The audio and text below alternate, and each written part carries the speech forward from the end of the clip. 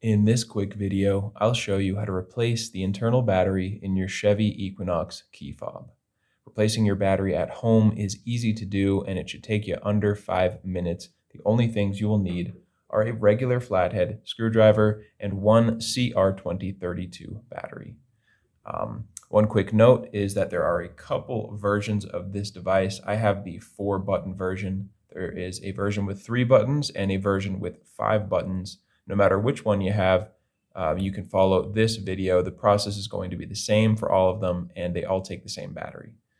This is the battery that you need. Once again, it's a CR2032, and if you don't know where to get one or you just like to pick one up online, go ahead and check the link in the description. That will take you over to Amazon where you can find this particular battery for just a couple of bucks. The first step is just to locate this silver button on the side of the device, hold it down, and pull out the internal key. From here, we're going to use this key to pry off this back piece of plastic.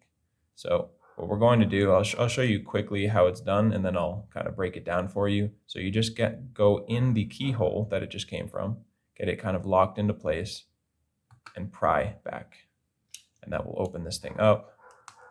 But the trick is not to put it in too far. So we're going in the keyhole, and if I go in too far, even just that much, I can pry all I want. It's not going anywhere because it is trapped under a piece of plastic in there. So what we want is to go in just a little ways, and you'll feel it kind of lock in a position like this.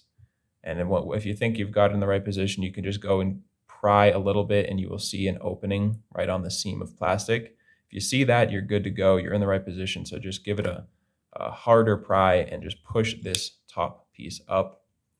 And now we can open it up and we have access to the battery. From here, you want to take your flathead screwdriver. You could use another similar tool. All we want to do really is just get under the battery and pry it up. So we're just kind of lifting it up with the corner of our tool.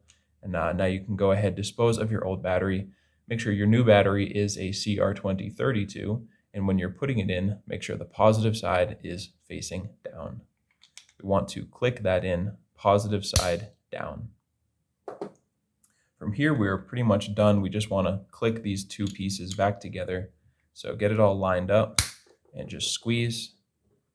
Lastly, we can just put the key back in there and you are good to go. I hope that video helped you out. And if it did, you can let me know down in the comment section or just by giving this video a like.